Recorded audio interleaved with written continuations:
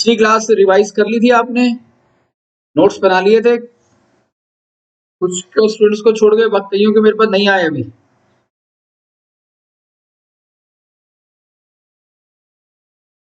हाँ बेटे वो बैच मैंने, हाँ ये बात तो सही है। हाँ मैं समझ सकता हूँ, आई डू अंडरस्टैंड। कोई बात नहीं, आप है ना अपने नोट्स बना के रखो, मैं बैच जब बना दूंगा तो एक साथ सबमिट कर देना।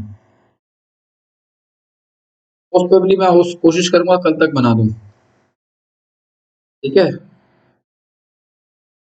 और आप बना के रखना प्लीज, अपना काम करके रखना, क्योंकि ना टॉपिक बहुत टिपिकल है ये।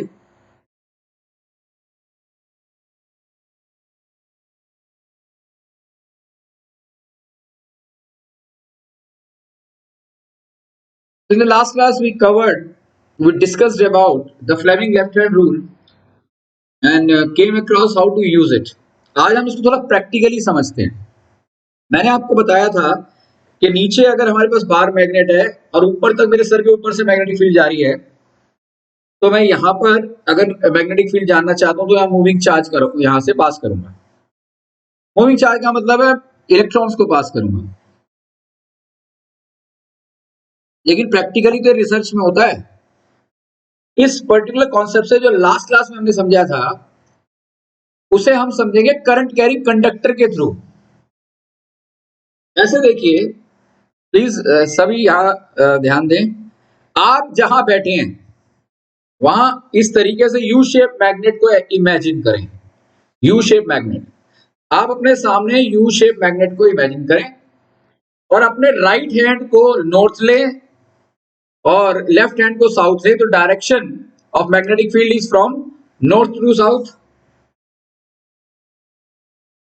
Right.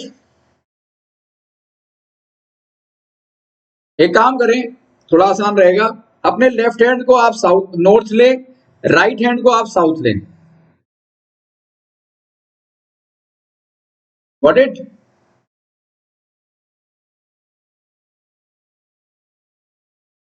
Physics is the subject of imagination, जिसकी इमेजिनेशन स्ट्रांग है उसके टिप्स पर है। जब U shape magnet, left hand north, right hand south, direction of magnetic field is from north to south. ये तो क्लियर हो गया। Now let's assume to have the existence of this conductor. ये कंडक्टर है अपने आप में, right, and this conductor is hanging vertically as shown in the figure.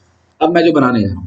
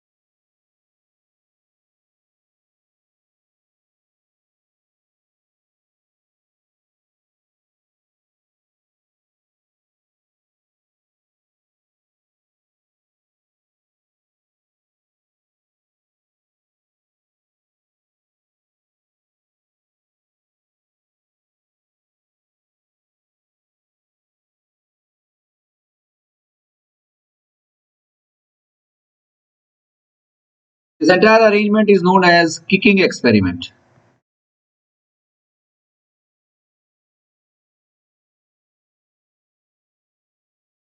Kicking experiment is a practical demonstration of the concept that we studied in the last class.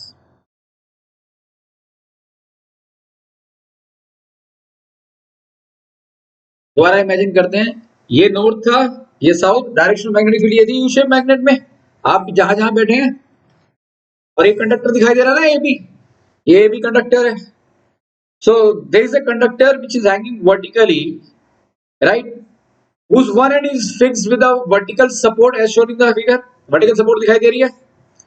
And the other end of the conductor is slightly pressing against the liquid available in the container. The liquid is known as mercury. The other end of the conductor is slightly pressing. मतलब उसमें डूबा हुआ नहीं है. Touching is slightly pressing against the mercury in the container.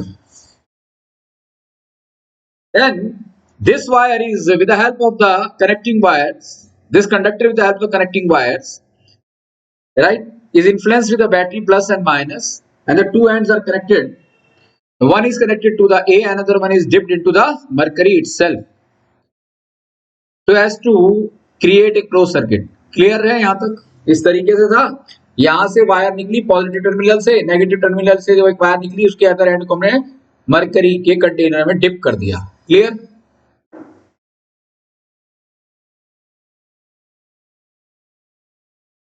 अब देखो होगा क्या. The moment switch is closed, switch को क्लोज करते ही क्या होगा, वायर किक करेगी. वायर किक करेगी तुम्हारी तरफ इस तरीके से. इट विल, जहां भी आप बैठे इस तरीके से किक करेगी. लेट्स, अब क्यों किक करेगी? Fleming left hand rule apply करते हैं. करंट की डायरेक्शन क्या होगी? Positive to negative. तो आप जहां भी बैठे हैं अपने लेफ्ट हैंड को लें. लेफ्ट हैंड को आप ले रहे हैं तो four finger represents the direction of magnetic field, right?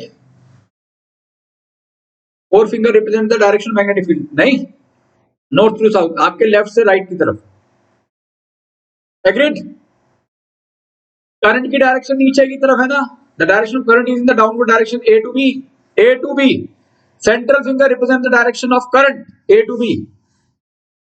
Then thumb is pointing where. आप बताओ थंब किधर पॉइंट कर रहा है? आपकी तरफ कर रहा है या नहीं?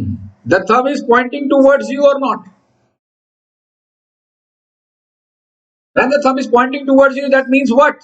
That the wire, this wire, kicks in the backward direction. It kicks in the backward direction. इस तरीके से किक करा ना, पैर उठाओ अपना और अपनी तरफ लेके जाओ. नीचे के पोर्शन को किक किया या नहीं? आपकी तरफ नीचे का पोर्शन किक करके आपकी तरफ टिल्ट हुआ या नहीं?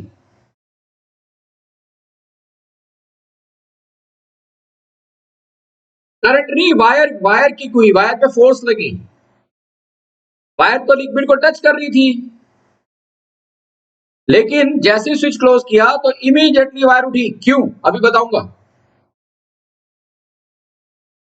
वो वायर आपकी तरफ किक करेगी, और आपकी तरफ किक करेगी तो ऑब्वियसली सर्किट ओपन हो जाएगा. Mercury is a good conductor of electricity. तो होगा क्या, जब सर्किट क्लोज कब तक था? जब तक the this end of the conducting wire, right, is pressing against the mercury, तब तक सर्किट क्लोज था. स्विच ऑन करते ही, सर्किट क्लोज करते ही ये किक कर गया मेरी तरफ, तो सर्किट तो ओपन हो गया, क्योंकि other end is not touching the mercury. Circuit gets open, but the wire has already gained the momentum.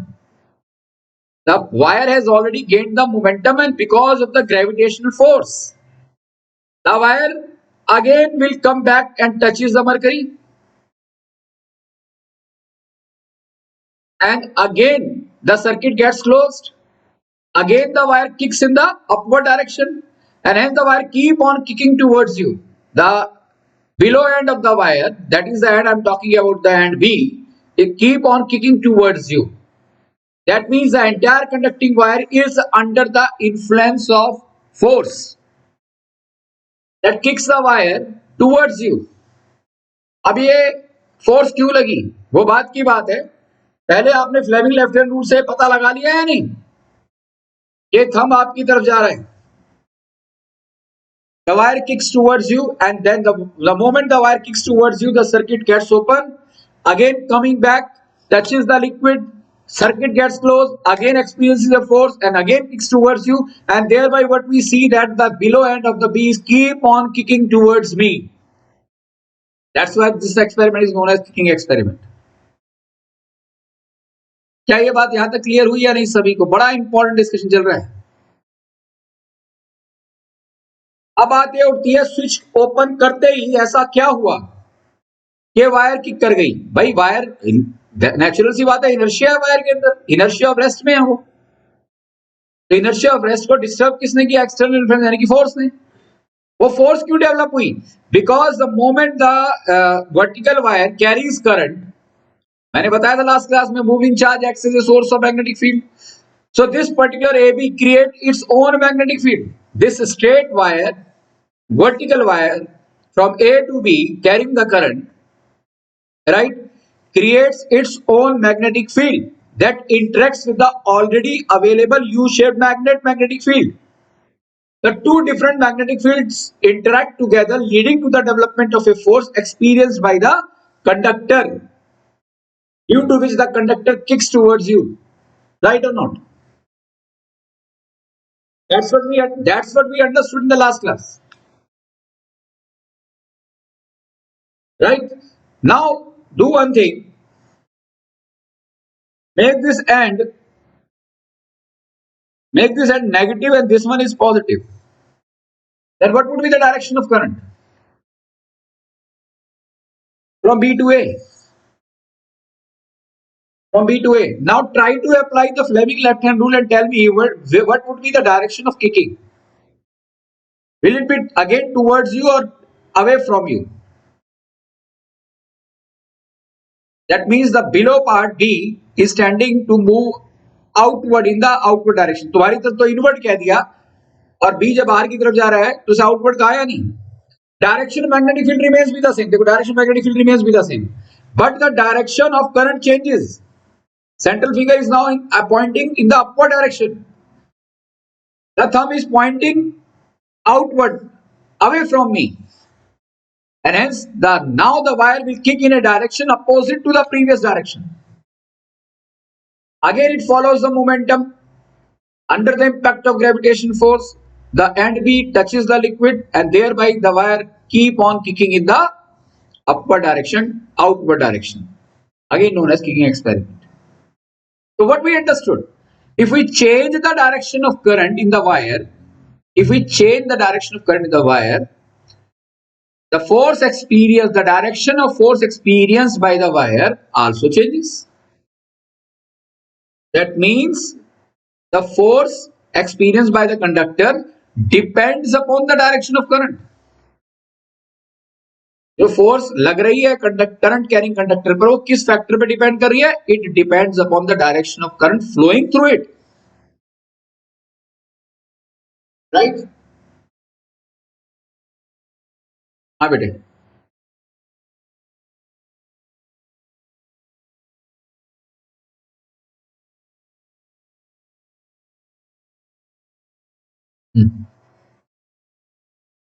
Fleming left hand rule के अकॉर्डिंगली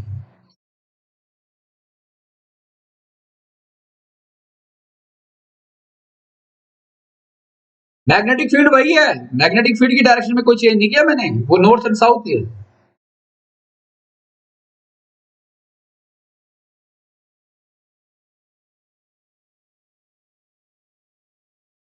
क्योंकि आप, सीधी सी बात है, आप अपनी सेंट्रल फिंगर को ऊपर ले लो, ऊपर की डायरेक्शन में. सेंट्रल फिंगर कैसे? यूं, इस तरीके से. यूं नहीं, इसको हम साइड वे मूवमेंट मानेंगे ना, इसे साइड वे मानेंगे. सेंट्रल फिंगर, अगर ये आपकी सेंट्रल फिंगर है तो ये साइड वे में है.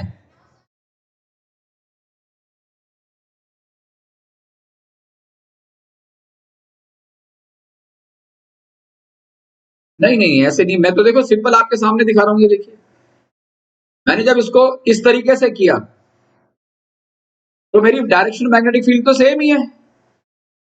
मैंने सेंट्रल फिंगर को जानबूझ के ऊपर रखा, ये मेरी जो सेंट्रल फिंगर है इसकी डायरेक्शन अपवर्ड है या नहीं, दिख रही है आपको? तो थंब किधर जा रहा है? Thumb is acting in the outward direction. आपने कुछ ऐसे अरेंजमेंट करना है कि direction magnetic field remains be the same, central finger is pointing in the upward direction, तो थंब की डायरेक्शन बता देगी it is moving away from you.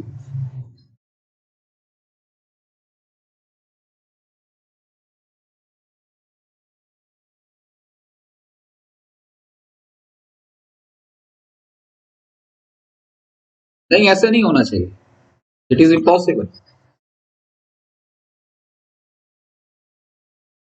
नहीं, आप गलत कंफ्यूज हो रहे हो बेटा, किसी और के साथ भी है ऐसा।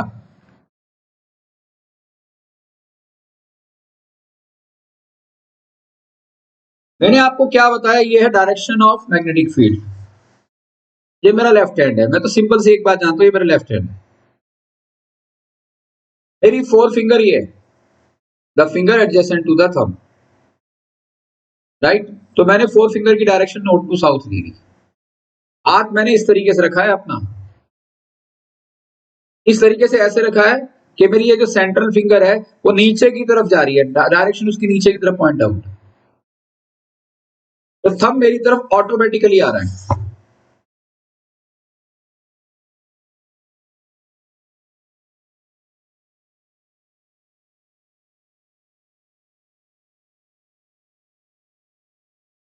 अच्छा, नहीं, वो गलती कर दी आपने। तो आपने म्यूचुअली डायरेक्शन को, म्यूचुअली परपेंडिकुलर, तीनों जो फिंगर्स है म्यूचुअली परपेंडिकुलर है, उसका तो डिस्टर्ब कर दिया। अरे, फ्लेमिंग लेफ्ट हैंड रूल का रूल ही यही है कि तीनों फिंगर्स आपस में 90 के एंगल पर होनी चाहिए। If you are displacing your central finger like this, तो you are changing the angle among the fingers. आपको फिंगर तीनों 90 के एंगल पे रखनी है हमेशा, ये इस तरीके से। आप ऐसे देखो कि फोर फिंगर सेंट्रल के साथ 90 पर है, थंब फोर के साथ 90 पर है, सेंट्रल थंब के साथ 90 पर है, इस तरीके से। अगर आप ऐसे रख रहे हो और आपको पता लगा कि आपने अपनी मूवमेंट करा दी सेंट्रल फिंगर की और इस तरीके से ऊपर कर दिया ऐसे जानबूझ के अपनी तरफ से, तो आपने तो फ्लेमिंग लेफ्ट हैंड रूल ही गलत कर दिया। आपने सेंट्रल फिंगर को अपनी तरफ से डिस्प्लेस किया या नहीं शगुन? नहीं, ये गलती मत कर देना। It has to be 90 degree. You can not change the position of your central finger. I think so बात समझ आ गई होगी। थोड़ा नहीं, पूरा आना चाहिए, थोड़े से का क्या मतलब, फिजिक्स है पूरा कंप्लीट। देखो अब जब, देखो वो आप गलत कर रहे हो, आपने अगर सेंट्रल फिंगर को थोड़ा सा भी चेंज किया तो you are yourself creating the confusion. आपने सेंट्रल फिंगर को चेंज ही नहीं करना है भाई। आपने सेंट्रल फिंगर की पोजीशन अगर ऐसी है तो ऐसी, आप आपने हाथ को मोड़ देना है बस यूं, तो सेंट्रल फिंगर अब ऊपर की तरफ है। आप तीनों में से कोई भी फिंगर को इस तरीके से ऊपर नीचे नहीं कर सकते। You should not change, you must not change the position of all the three finger, तो अपने आप डायरेक्शन पता लग जाएगी, क्योंकि इसी पे क्वेश्चन आना है। इस चैप्टर में निचोड़ ही सारा यही है। बस क्या क्लियर हुआ अब?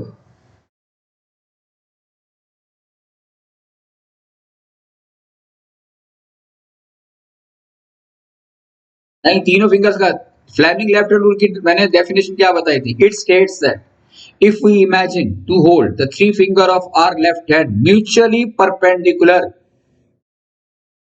अंडरलाइन करनी है इस बात को, mutually perpendicular to one another in such a way that the forefinger represents the direction of magnetic field.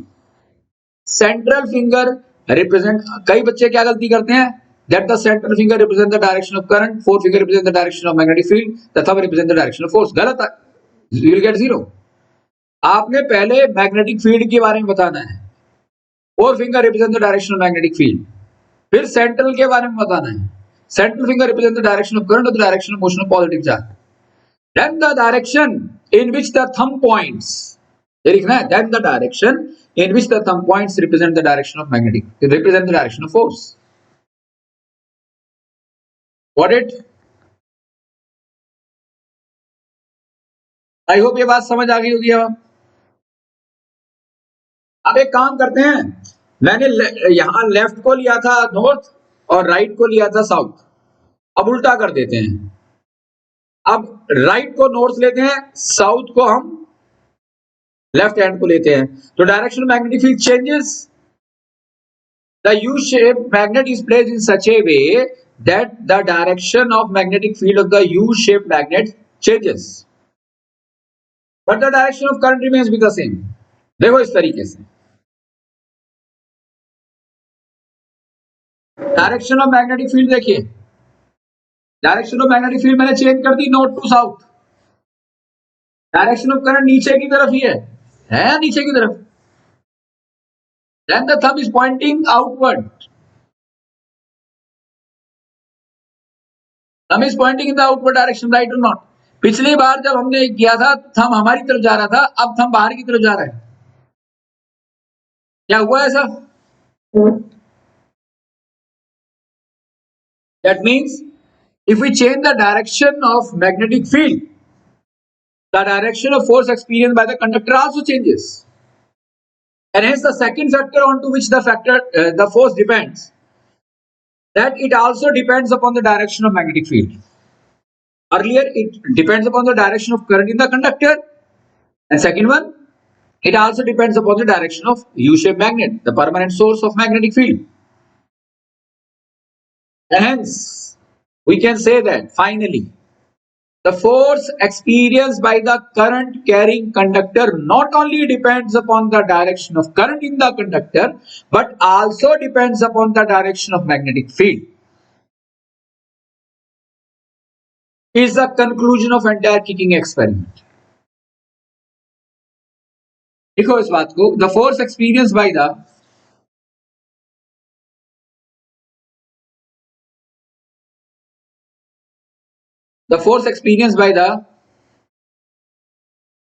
current carrying conductor, the direction of force, ये लिखिएगा ज्यादा बेटर रहेगा, the direction of force experienced by the current carrying conductor, the direction of force experienced by the current carrying conductor not only depends upon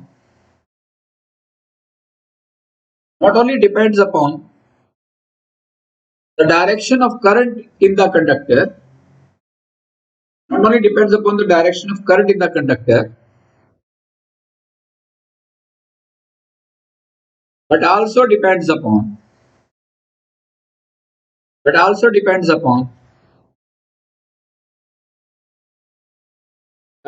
of magnetic field, but also depends upon the direction of magnetic field in the conductor. Direction of magnetic field in the conductor.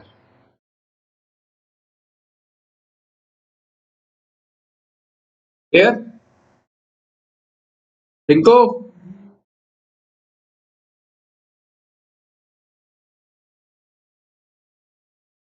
बाहर से lock करके चाबी ऊपर देगा,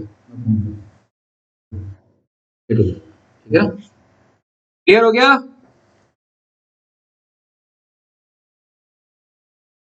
भाई kicking experiment में किसी को कोई doubt?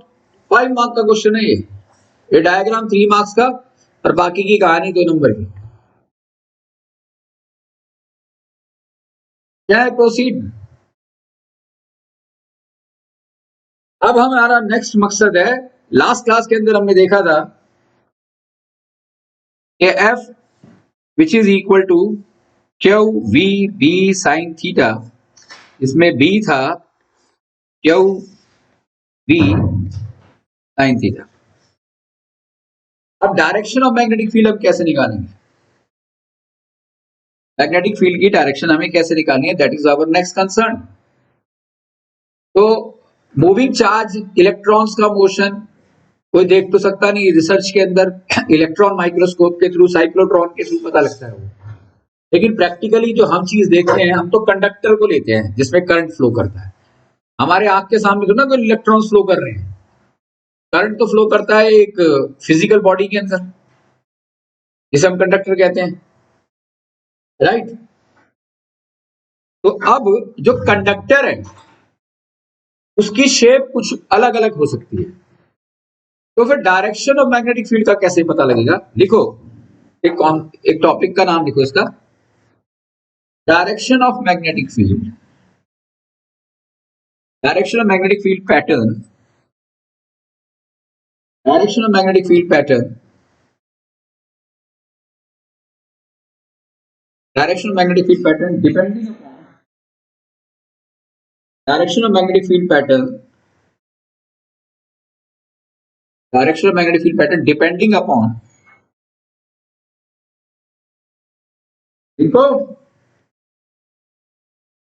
Direction of magnetic field pattern, सुनना एक minute, depending upon the shape of, फिर मुझे दे जाना फोन, कोई फोन आया हुआ है, सुनता को बोलते ना कि अगर कट जाए तो खुद फोन कर लेगी, तो उनका फोन है, बाजी की सबसे बड़ी लड़की, डिपेंडिंग अपॉन, क्या बोला था मैंने, direction of magnetic field pattern depending upon the shape of the conductor itself. देखो जो हमारे कंडक्टर है ना, वो सीधी लाइन के फॉर्म में भी हो सकता है, हमारा कंडक्टर जो है सर्कुलर भी हो सकता है, नहीं, और हमारा कंडक्टर जो है वो हेलिकल शेप में भी हो सकता है। क्या होती है हेलिकल शेप में, बताऊंगा अभी थोड़ी देर में, इस तरीके से। तो ये तीन तरीके की शेप है जिसके आधार पर हमें डायरेक्शन ऑफ मैग्नेटिक फील्ड को समझना है। तो सबसे पहले हम स्ट्रेट कंडक्टर की बात करेंगे।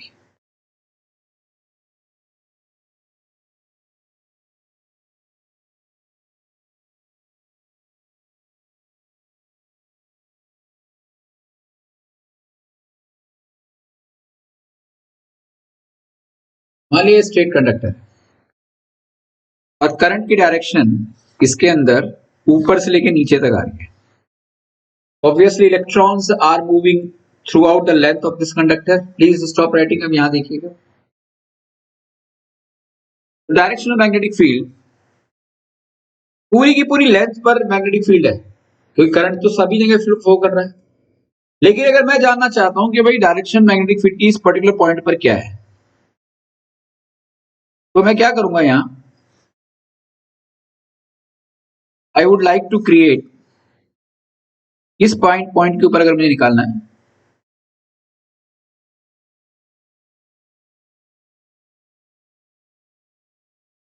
तो कुछ इस तरीके से मैं कंसेंट्रिक सर्कल्स क्रिएट करूंगा। आप इमेजिन करो कि ये कंडक्टर है और यहां पर मैग्नेटिक फील्ड की डायरेक्शन मुझे अगर पता करनी है यहां पर, तो इसके चारों तरफ मैं कुछ कंसेंट्रिक सर्कल्स क्रिएट करूंगा, circles with same centre, the center lie along the length of the conductor itself with different radii, right? So that means the magnetic field at this particular point would be in the form of concentric circles, concentric circles की form में होगी। अब उसमें भी direction जो होगी वो clockwise होगी या एंटी क्लॉकवाइज होगी, इसका पता कैसे लगेगा, वही बात, ठीक है, ठीक है।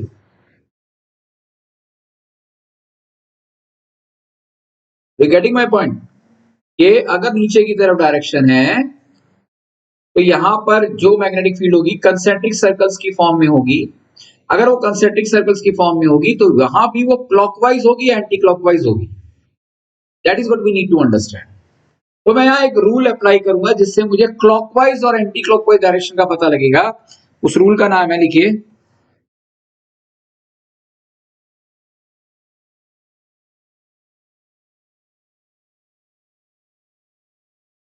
Right hand thumb rule.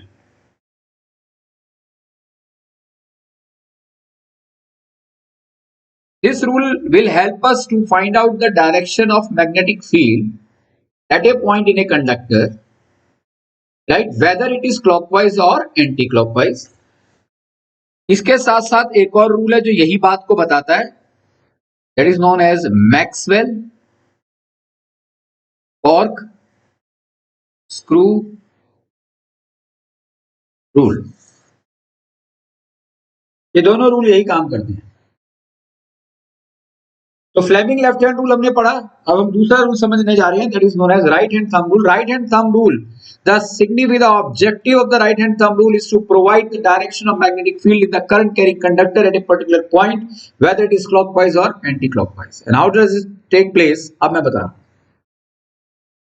ये कंडक्टर है, करंट की डायरेक्शन नीचे की तरफ है, right.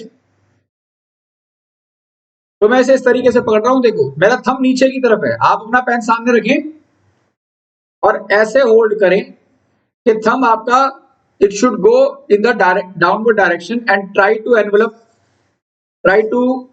the pen itself through your fingers where the thumb is pointing the downward direction, right, like this. तो जब इस तरीके से करंट नीचे की तरफ है, राइट हैंड की बात कर रहा हूं, सॉरी मैंने लेफ्ट हैंड ले लिया था, राइट हैंड लेना है आपने इस तरीके से, एग्रीड। तो मैं आपसे पूछना चाहता हूं, जब आपने इस पेन को एनवेलप किया तो आपकी फिंगर्स किधर की तरफ मूव कर रही है, क्लॉकवाइज 12 1 2 3 4 या 12 11 10, किस डायरेक्शन में, क्लॉकवाइज और anticlockwise, tell me, clockwise और नॉट, ईशान क्लॉकवाइज और नॉट, रिशिता,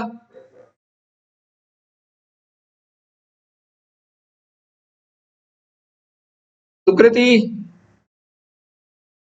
अंशिका, क्लॉकवाइज और नॉट।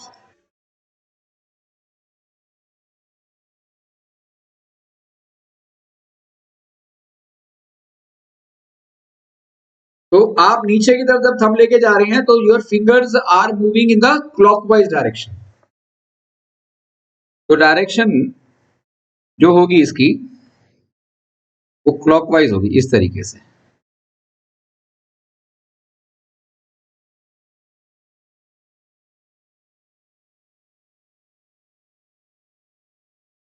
कंसेंट्रिक सर्कल्स पर आप इस तरीके से एरो लगाओगे। अब एक काम करते हैं, अभी मैं इसकी डेफिनेशन आपको बताऊंगा, पहले रूट तो समझ लें। अब डायरेक्शन ऑफ करंट को उल्टा ले लो आप। अब करंट की डायरेक्शन नीचे से ऊपर की तरफ है, बी टू ए, यहां था ए टू बी, और वही अपना अब कर्वेचर ऑफ फिंगर करना। You need to place the thumb of your right hand along the length of the conductor, along the length of the conductor. Then see the movement of your fingers, clockwise or anti-clockwise.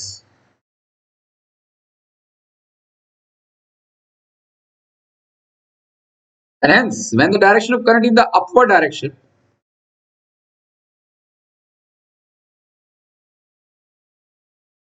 then in that case, the direction of current would be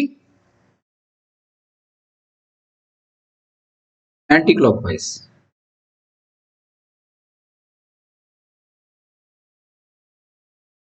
अलग अलग figure बनाना, मैंने एक में समझाया तुम्हें।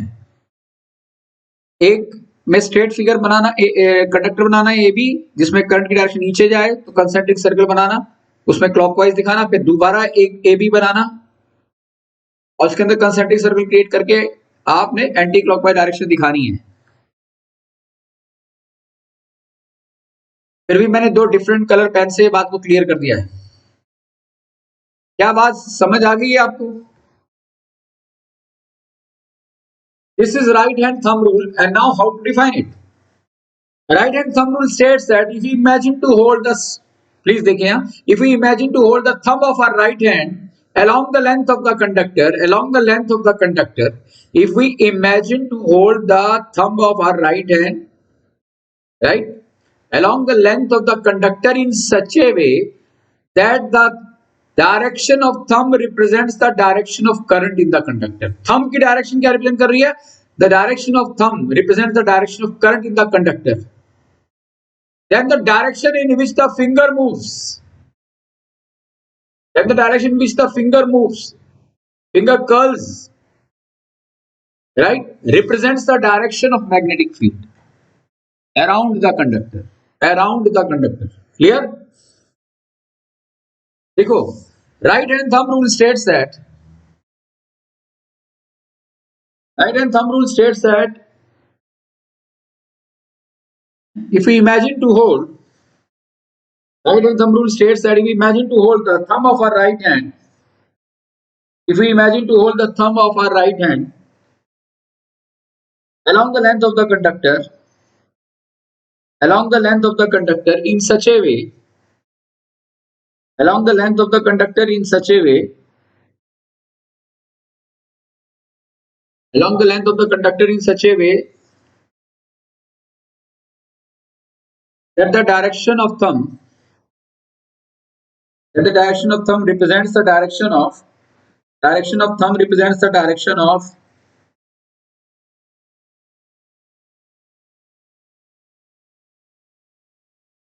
current in the conductor, direction of current in the conductor,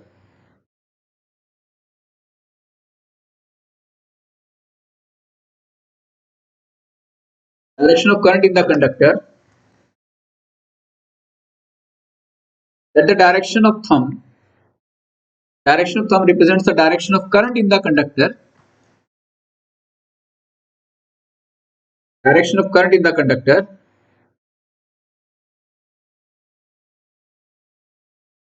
then the direction in which the finger curls or the direction in which the finger moves.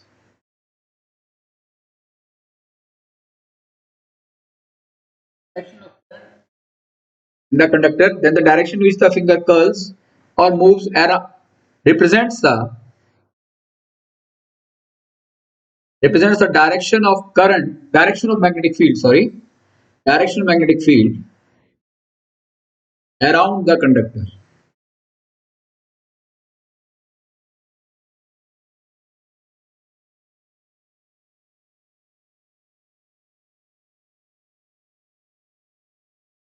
Here, this is Maxwell right hand thumb rule. अब है Maxwell corkscrew rule. ये Maxwell corkscrew rule है नहीं syllabus में, लेकिन आपको फिर भी पता होना चाहिए। कुछ पता नहीं, क्या पता कभी ऑकवर्डली पूछ लिया जाए। राइट हैंडेड स्क्रू को अगर मैंने सपोज अपने हाथ में रखा हुआ है, स्क्रू जो खोलते हैं हम यूं पेच निकाल देते हैं, और वो है राइट हैंडेड स्क्रू। यानी कि पेच को जब मैं खोल रहा हूं इस तरीके से, तो पेच बाहर आ सकता है या नहीं, और फिर अंदर जब मैं उस पेच को टाइट करना चाहूंगा तो इस तरीके से टाइट नीचे की तरफ जाएगा पेच। स्क्रू नीचे की तरफ जा रहा है या स्क्रू ऊपर की तरफ? स्क्रू ऊपर की तरफ जाएगा तो बाहर आ सकता है, और स्क्रू को मैं अगर नीचे की तरफ लेके जाऊंगा तो टाइट होगा उल्टा। क्लियर है ये बात या नहीं? राइट हैंड स्क्रू की बात कर रहा हूं। अब ध्यान से सुनिएगा। If you imagine to take the right handed screw, if you imagine to hold the right hand screw, right, in such a way, if we imagine to hold the right hand screw in such a way that the direction of motion of the direction of motion of the screw, आप अपने हाथ पर ये रखकर imagine करें जैसे मैं कर रहा हूं। If we imagine to hold the right handed screw in such a way that the direction of motion of the screw represents the, अब स्क्रू ऊपर की तरफ जा रहा है या नहीं? राइट हैंड स्क्रू मैं खोल रहा हूं उसे, screw is moving in the upward direction और not? If we imagine to hold the right hand screw in such a way that the direction of motion of the screw represents the direction of current in the conductor, direction screw की जो motion है, it represent the direction of current in the conductor, यानी कि नीचे से ऊपर, B to A, right. Then the direction in which the thumb points, खोलते समय थंब किधर की तरफ मूव कर रहा है, क्लॉकवाइज और एंटी क्लॉकवाइज?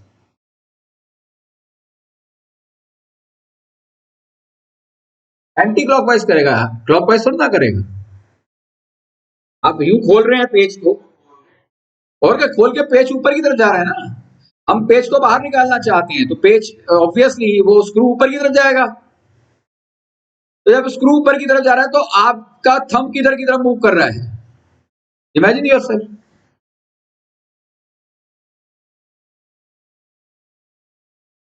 बस क्या क्लियर है? अभिनंदन।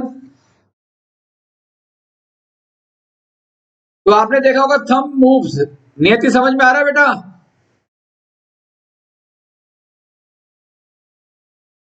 तो थंब जो है it is moving in the anti clockwise direction. अब एक काम करो, स्क्रू को उल्टा कर दो। अब यूं खोलो इसे नीचे की तरफ। पहले हम ऊपर की तरफ से इसे निकालना चाहते थे, अब नीचे की तरफ से यूं यूं निकालना चाहते हैं। Now the screw is moving in the downward direction, नीचे की तरफ। तो थंब की तरफ मूव कर रहा है, tell me.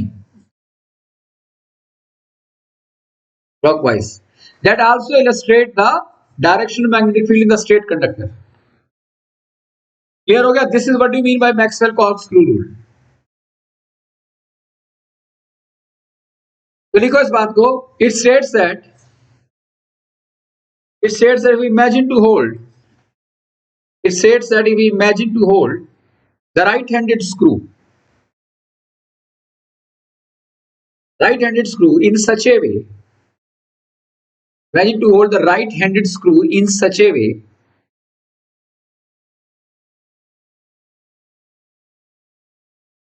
that the direction of motion of the screw, that the direction of motion of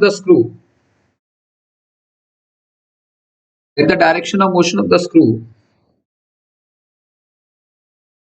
represents the direction of current in the conductor, direction of current in the conductor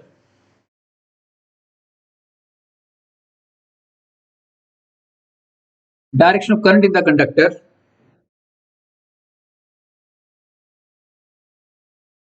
then the direction in which the thumb points, then the direction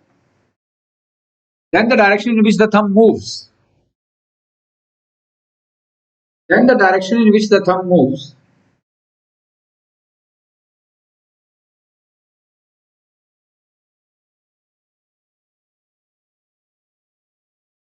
represents the direction of magnetic field, represents the direction of magnetic field,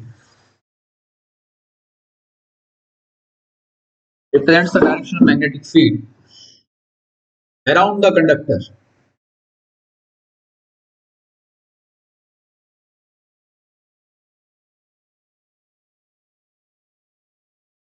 तो ये हमारा दूसरा law था इस chapter से related, ये हमारा तीसरा लॉ है। दोनों क्लियर हो गए? Now the fourth one. अब ये जो फोर्थ है ना, इसका कहीं जिक्र नहीं है और इससे रिलेटेड क्वेश्चन जरूर आता है। Right hand palm rule. हमारे हाथ को, ये पूरे हाथ को हम पाल्म कहते हैं ना, right hand palm rule. This rule is specifically related to the circular conductor.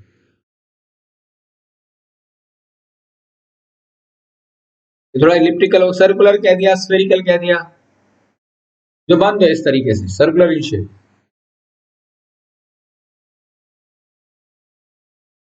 अब आप ये देखिए, मुझे अब मान लिया कि इसके अंदर हमने इसे कुछ इस तरीके से लिया,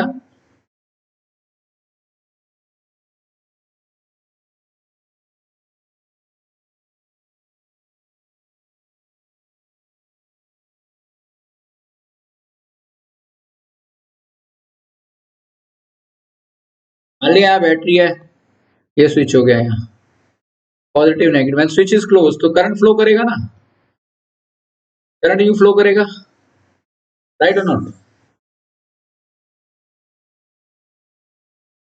तो आप एक काम करो, अपने सामने एक सर्कुलर वायर को ले लो, ये सर्कुलर वायर, उसके नीचे के एक तने को कनेक्टिंग वायर से पॉजिटिव टर्मिनल में जोड़ दिया, दूसरे को नेगेटिव टर्मिनल में जोड़ दिया।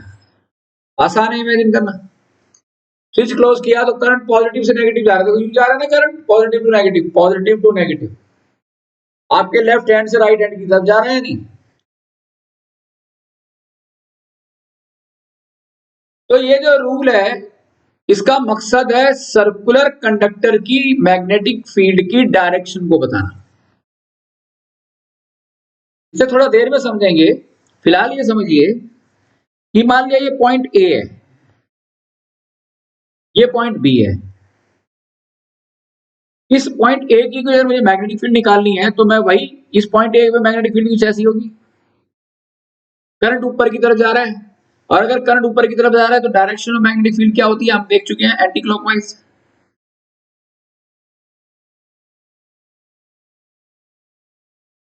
यहां पर आप देखें इस पॉइंट बी पर मैग्नेटिक फील्ड कुछ इस तरीके से है और करंट की डायरेक्शन होगी यहां पर क्लॉकवाइज।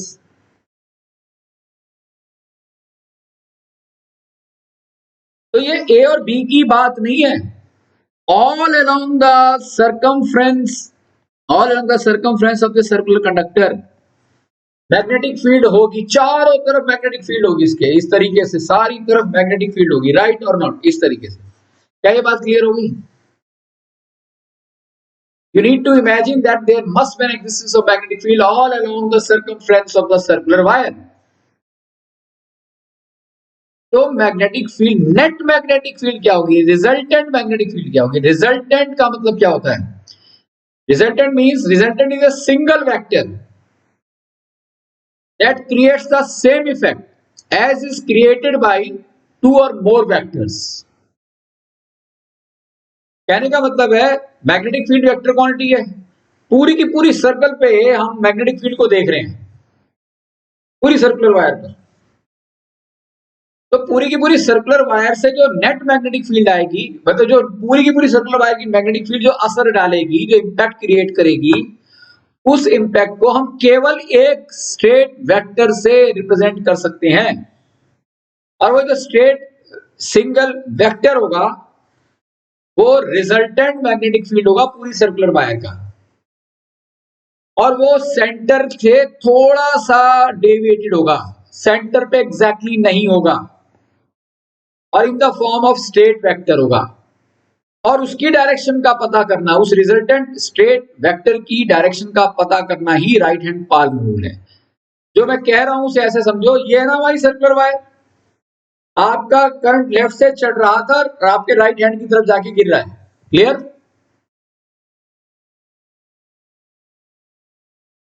तो इस सारी की सारी जो लेंथ है, ऑल अलोंग द लेंथ, उसके कारण जो बहुत अनंत मैग्नेटिक फील्ड जो आई है, उसका सिंगल इंपैक्ट सेंटर में, अब ये ना सर्कुलर वायर, उसका सेंटर, उसके सेंटर के करीब मैग्नेटिक फील्ड, ये मान लीजिए इस तरीके से, ये magnetic field, that magnetic field, isn't it, pen की फॉर्म में मैंने ली हुई है।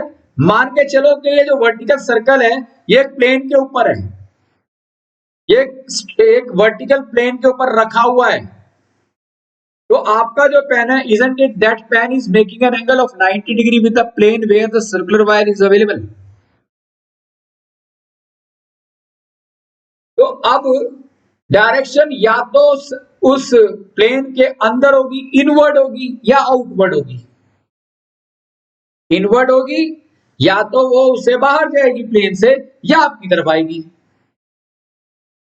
और वो बाहर जा रही है या आपकी तरफ आ रही है, ये राइट हैंड पाल्म रूल बताएगा।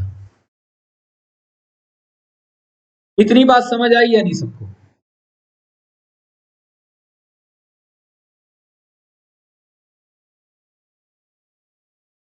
वही right and thumb rule use करेंगे,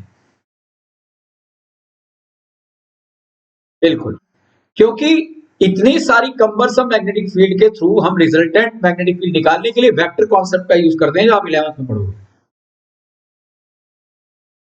दो तरीके का कॉन्सेप्ट होता है, एक तो resultant, resultant vector is a single vector that produces the same effect as is produced by two और मोर वेक्टर्स। दूसरा होता है रिजोल्यूशन, जो हमने लास्ट क्लास में देखा था। Resolution of A vector is the splitting of A vector, वो कन्वर्स हो गया, is the splitting of A vector in 2 or 3 dimension, which together produces the same effect as is produced by the single vector alone.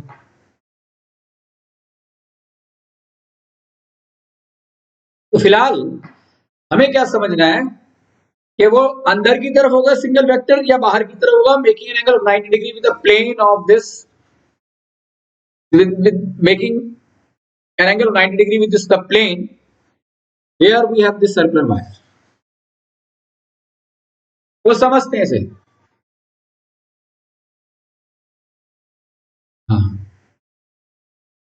मतलब centre से पास नहीं कर रही, वो जो वेक्टर है एग्जैक्ट सेंटर से पास नहीं कर रहा।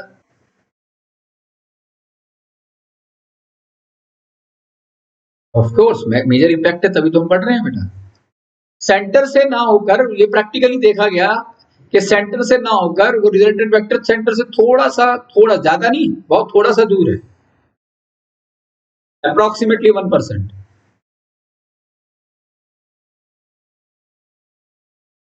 तो हम इस अब इस बात को कि वो इनवर्ड होगा या आउटवर्ड होगा, let's understand right hand palm rule.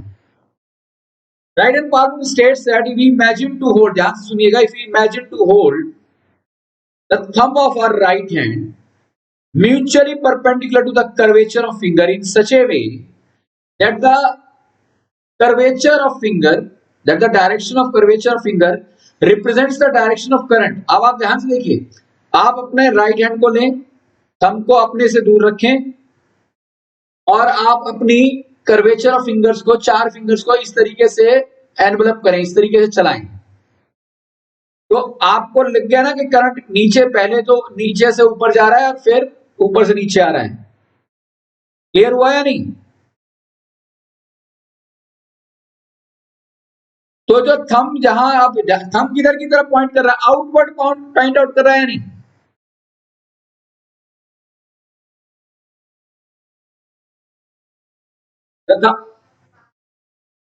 If we imagine to hold the thumb of our right hand perpendicular to the curvature of finger in such a way that the curvature of finger represent the direction of current in the circular wire, then the direction in which the thumb points, represents the direction of magnetic field. This is a net magnetic field. Then the direction in which the thumb points represents the direction of magnetic field of the circular wire. तो किधर point कर रहा था हम आपका, अंदर की तरफ या बाहर की तरफ? क्लियर है? अब एक काम करो, उल्टा कर दो, अब इसको ले लो पॉजिटिव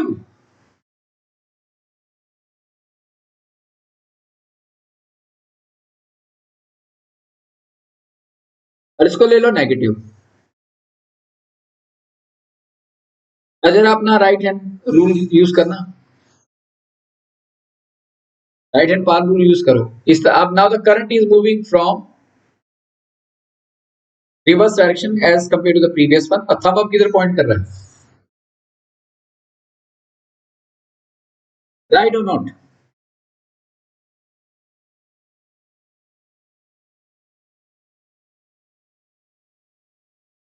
क्लियर हुआ?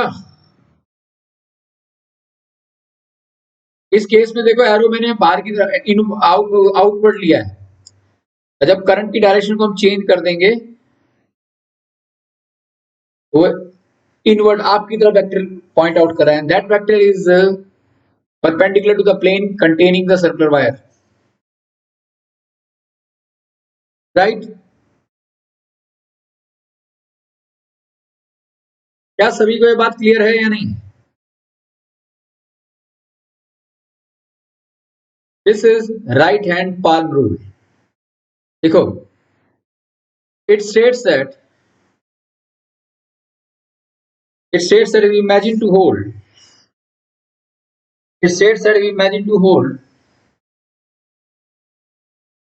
the thumb of our right hand, our right hand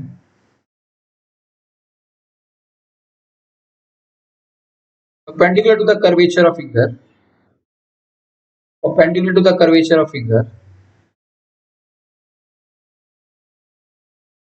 such that perpendicular to the curvature of finger, such that the direction of motion of finger or the direction of curvature of finger represents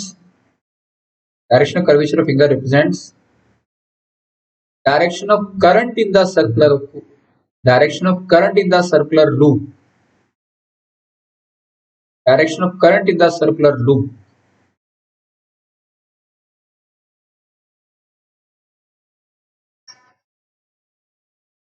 such that the direction of curvature of finger or direction of motion of finger, direction of curvature of finger or direction of motion of finger represents direction of current in the circular loop, represents direction of direction of current in the circular loop, direction of current in the circular loop. Then the direction, then the direction in which the thumb points, then the direction in which the thumb points represents represents direction of magnetic field, direction of magnetic field near the center, direction of magnetic field near the center of the circular loop, near the center of the circular loop.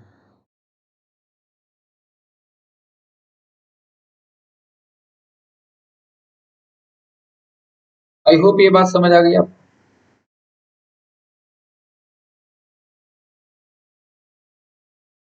तो इस तरीके से हमने इसकी direction का पता कर लिया, इसकी डायरेक्शन का पता कर दिया।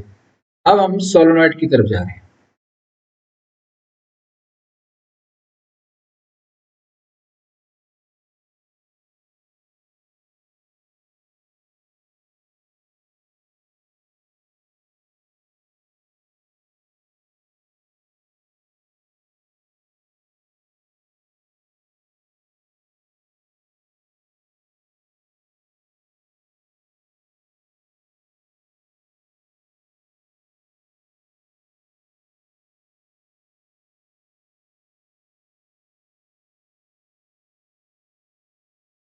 What is a solenoid? Solenoid is a long insulated copper wire, arranged in the form of helical structure as shown in the figure. This is known as solenoid.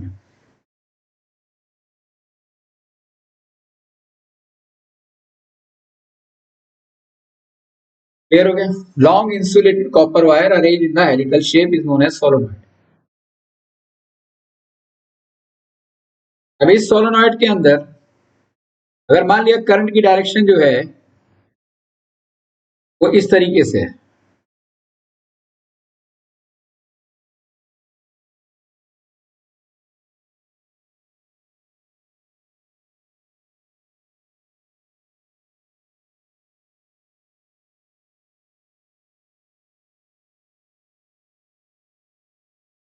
Question लिखो, obtain the direction of obtain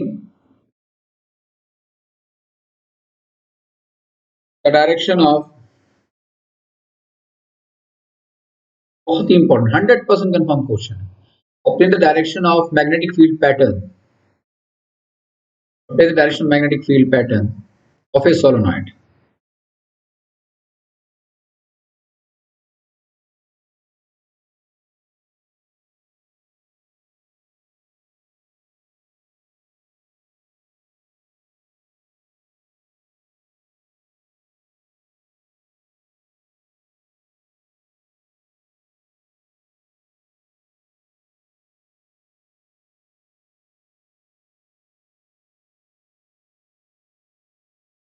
Positive to negative, let this is south, this is north. तो solenoid की जो magnetic field होगी तो quite obvious है it would be inside. देखो इस तरीके से ना हेलिकल स्ट्रक्चर, अंदर की तरफ तो साउथ से नॉर्थ की तरफ होगी और बाहर की तरफ नॉर्थ से साउथ की तरफ होगी, लाइक दिस।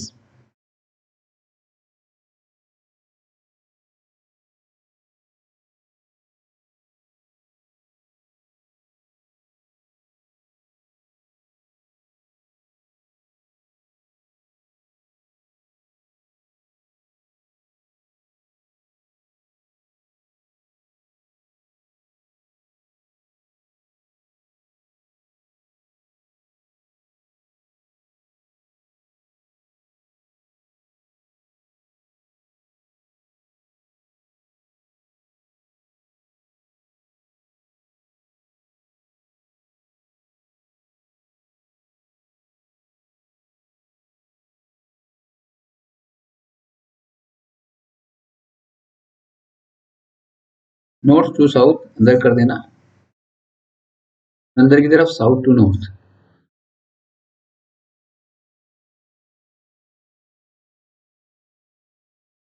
ये डायग्राम बनाना 3 मार्क्स का क्वेश्चन है। Magnetic field lines, right.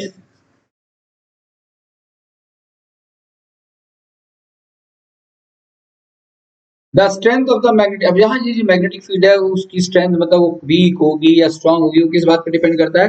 It depends upon the number of turns, ये जो सर्कुलर टर्न्स आ रही हैं, right. And it also depends upon the current flowing through the conductor. जितना ज्यादा करंट होगा उतना ज्यादा मैग्नेटिक फील्ड स्ट्रांग होगी, नंबर वन। और जितना ज्यादा टर्न होगा उतना ज्यादा, आप ये समझिए जितने ज्यादा इसमें टर्न्स होंगे उतना ज्यादा स्ट्रेंथ मैग्नेटिक फील्ड की होगी। अब 12th क्लास में इसी में आपको मैग्नेटिक फील्ड की मैथमेटिकल एक्सप्रेशन निकालना है बस, स्ट्रक्चर एज इट इज। क्या ये बात क्लियर हो गई?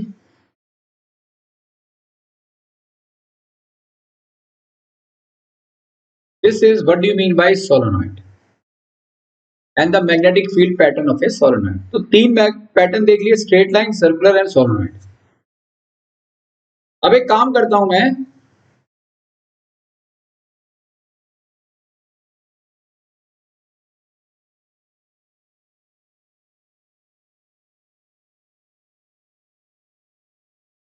इसके अंदर मैं एक सॉफ्ट आयरन पीस डाल देता हूं। I insert a soft iron piece into this helical structure.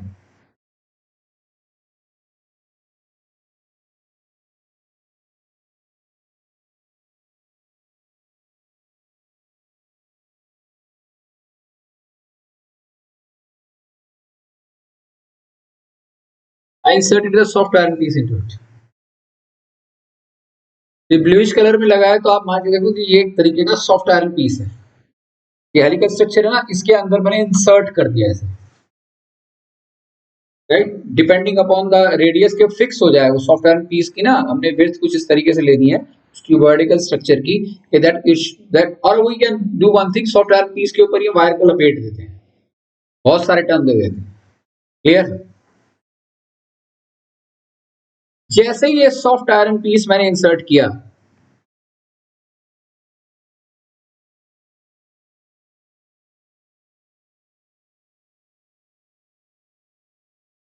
Piece को जैसे ही मैंने इसमें इंसर्ट किया, इमीडिएटली सोलेनॉइड एक बेहतरीन और एक बेहद इंपॉर्टेंट इंस्ट्रूमेंट में कन्वर्ट हो गया, इलेक्ट्रोमैग्नेट। मैं बार बार एक ही वर्ड यूज कर रहा हूं, सॉफ्ट आयरन पीस होना चाहिए, हार्ड नहीं होना चाहिए। What is electromagnet? Electromagnet is an electrical device that produces magnetism due to electricity. एक ऐसा डिवाइस जो मैग्नेटिज्म क्रिएट करता है बिकॉज ऑफ इलेक्ट्रिसिटी। जैसे ही स्विच क्लोज होगा करंट फ्लो करेगा, तुरंत ये पूरा का पूरा स्ट्रक्चर इलेक्ट्रोमैग्नेट में बदल जाएगा। और जैसे ही आप स्विच को ओपन करेंगे विद इन नो टाइम सारा मैग्नेटिज्म खत्म हो जाएगा। It carries the magnetism till the current flows through the solenoid and vanishes instantly the moment switch is open, right? This happens because of the insertion of soft iron piece, not the hard one. Why is it so? Because 4-5 तरीके के material आप 12th में पढ़ेंगे तभी आपको उसका reason समझ में आएगा कि सॉफ्ट क्यों, हार्ड क्यों नहीं। पैरोमैग्नेटिज्म, पैरामैग्नेटिज्म, ये सारी डिटेल जो है हमने फॉर फ्यूचर क्लास में अपने देखनी है। फिलहाल इतना समझना है कि the moment soft iron piece is inserted in the solenoid and flensed with the battery, the entire device gets converted into, the entire structure gets converted into an important electrical device known as electromagnet. And the electromagnet is available in every device. Every communication electronic device cannot be imagined without the existence of electromagnet. It is such an important one. The speaker also carries the electromagnet. मैंने बताया था last class में, right. अब एक कितना magnetism create कर सकता है? इलेक्ट्रोमैग्नेट की खासियत क्या है? मुझे जितना मैग्नेटिज्म चाहिए उस तरीके का मैं इलेक्ट्रोमैग्नेट डिजाइन कर सकता हूं। Strength of the magnetic field electromagnet की भी डिपेंड करती है नंबर ऑफ टर्न्स पर, डिपेंड करती है। It also depends upon the current flowing through the conductor and the length of the air gap. Length of the air gap मतलब यहाँ south और नॉर्थ के बीच में जो ये लेंथ है, इस लेंथ के एयर गैप पर भी ये डिपेंड करती है। तो फैक्टर्स इन्फ्लुएंसिंग में क्या होगा? Factor influencing the strength of the electromagnet depends upon the number of turns, it depends upon the current flowing through the conductor, and the third one, that it depends upon the length of the air gap between its poles. कोई doubt यहां तक?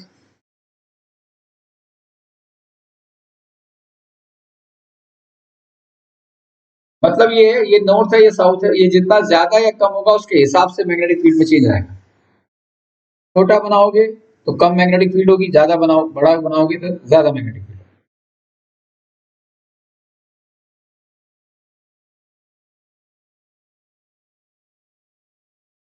नहीं, electromagnet के लिए valid है, solenoid के लिए। Now अब एक कंफर्म क्वेश्चन है, again 99.9%, the difference between permanent magnet and electromagnet. ये फेवरेट क्वेश्चन है, प्री बोर्ड में आते ही आता, 3 मार्क्स का क्वेश्चन है। परमानेंट में भाई क्या जरूरत पड़ी इलेक्ट्रोमैग्नेट बनाने की? Permanent magnet like compass needle, you shape magnet, bar magnet, उनको क्यों नहीं यूज कर लिया? इलेक्ट्रोमैग्नेट ही क्यों बनाया? क्योंकि इलेक्ट्रोमैग्नेट एक वो डिवाइस है जो इमीडिएटली अपने मैग्नेटिज्म को खत्म कर देता है या प्रोड्यूस कर देता है अगर हम स्विच को ओपन करें या ऑन करें रेस्पेक्टिवली। परमानेंट मैग्नेट क्या है? परमानेंट मैग्नेट के अंदर जो मैग्नेटिज्म होता है वो परमानेंट होता है। भाई जिस बार मैग्नेट जो मेरे पास है उसका मैग्नेटिज्म ना तो बढ़ा सकते ना घटा सकते, right? Bar magnet, permanent magnet, for example the bar magnet is a permanent magnet, but electromagnet is a temporary magnet. नहीं, its magnetism is only for the duration of current passing through it, and hence we can say that the magnetism of the electromagnet can be switched on or switch off as per our requirement। क्या ये बात समझ आई? पहला है, दिखाऊंगा नहीं, ये आप नोट्स खुद बनाने हैं, बुकों में भी मिल जाएगा। पहला डिफरेंस। दूसरा डिफरेंस क्या होगा? Permanent magnet produces comparatively weak force of attraction. Magnetism की स्ट्रेंथ कम ही होती है, जितनी चाहिए होती है उस तक तो कभी पहुंच ही नहीं पाती। लेकिन electromagnet can produce very strong magnetic field, very much possible. ये दूसरा इंपॉर्टेंट डिफरेंस है। The strength of the permanent magnet can not be changed. Bar magnet की जो मैग्नेटिक फील्ड है ना बढ़ाई जा सकती ना घटाई जा सकती, but the strength of the electromagnet can be changed by changing the number of turns. मैंने बताया, by changing the number of turns, right, और by changing the current passing through it, right और नॉट?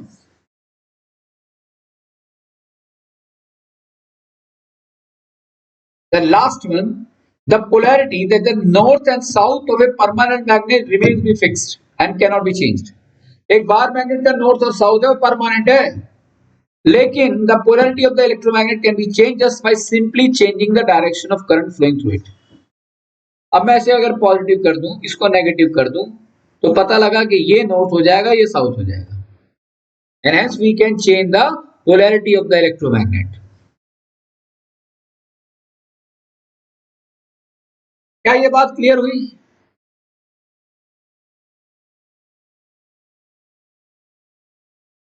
हाँ, natural magnets होते हैं या वो artificial भी हो सकती है।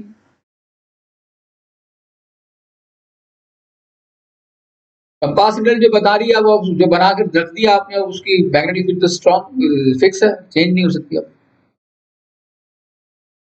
इलेक्ट्रोमैग्नेट के केस में हम कर सकते हैं। तो ये बहुत ही इंपॉर्टेंट क्वेश्चन है और आज की क्लास का सबसे इंपॉर्टेंट हिस्सा यही था। तो क्या देखा जाए, किकिंग एक्सपेरिमेंट भी इंपॉर्टेंट है, सारे रूल समझना भी इंपॉर्टेंट है, सब कुछ इंपॉर्टेंट ही है। एक को हम कह सकते हैं 99, बाकी को 99.9, बस ये फर्क है। We discuss the heart of the entire chapter. अब पूछो, कोई क्वेश्चन पूछना है? आपने कहा था ना कोई डाउट है आपको।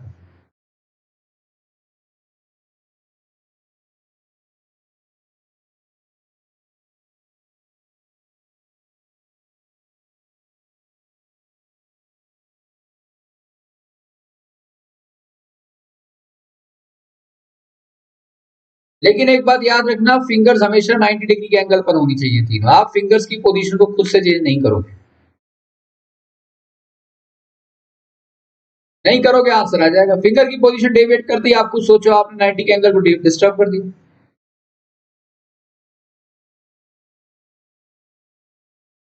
हाँ,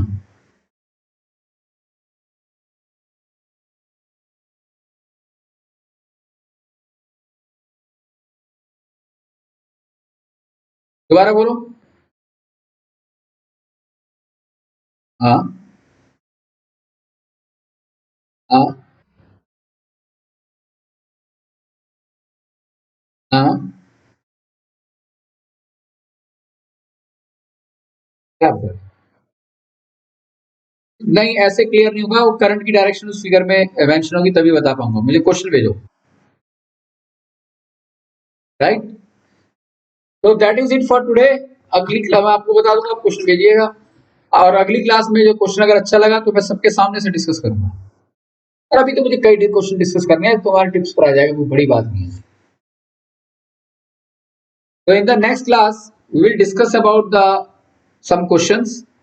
कुछ क्वेश्चंस डिस्कस करेंगे हम। और सबसे इंपॉर्टेंट काम हम जो करेंगे वो मोटर को समझेंगे। अगर किकिंग एक्सपेरिमेंट समझ आ गया तो मोटर समझ आ जाएगी, और उससे अगली क्लास के अंदर ये चैप्टर खत्म हो जाएगा। So that's it for today. We'll be meeting in the next class. Good night to all of you. Thank you for attending the session. And now, परसों आपका जो टेस्ट नहीं हो पाया था 26 जनवरी को, वो आपका कौन से सब्जेक्ट का है? मैथ का, साइंस का है?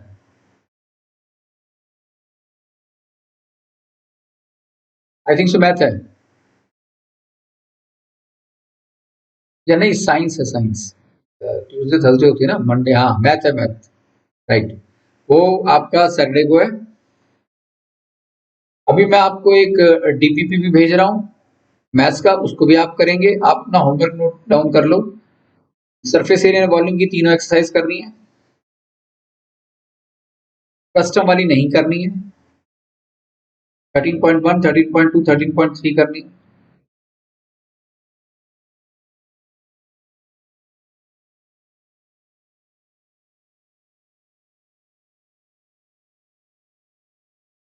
राइट,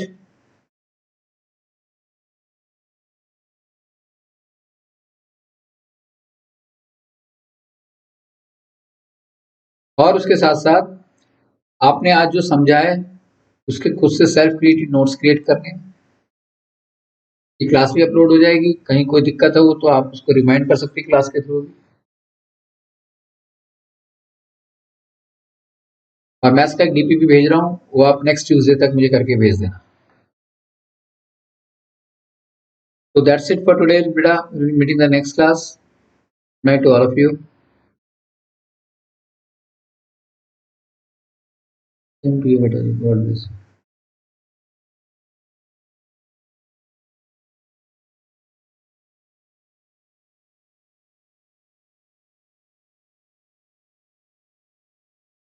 हाँ बेटा जी, कैसा गया? ग्रेट बेटा, अच्छा लगा सुन के। नाइस टू सी बेटा। नहीं, भेज दो आप, अब भेज दो, मैं रात को भी देख लूंगा जाकर। एक्चुअली क्योंकि मैं ना, एक पैर मेरा हॉस्पिटल में है, एक पैर घर में है। पैर आ रही है बेटा। भेज भेज दीजिए बेटा जी, हैं। मोस्ट वेलकम बेटा जी, ऑलवेज स्टे ब्लेस्ड।